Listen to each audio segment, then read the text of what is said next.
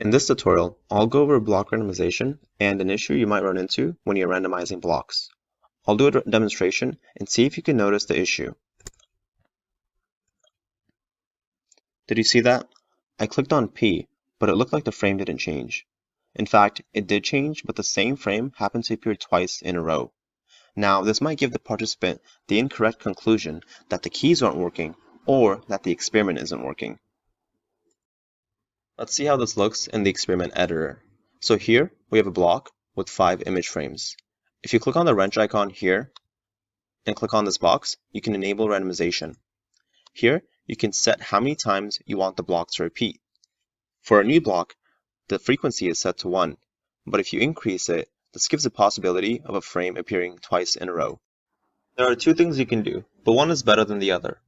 One thing you can do is to warn your participants that the same frame may appear consecutively, in which case they should just press the same key.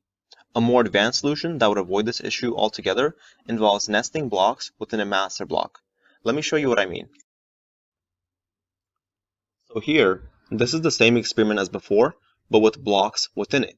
You can use these blocks to pair a stimulus frame with an empty frame.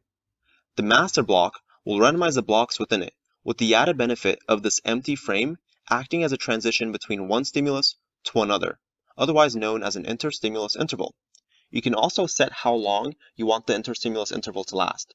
Just click on the arrow pointing right, set the time duration in milliseconds, and click Submit. Okay, let's try this experiment out.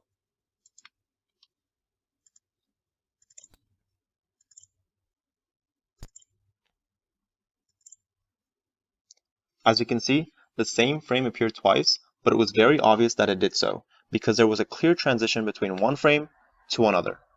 I hope this helped.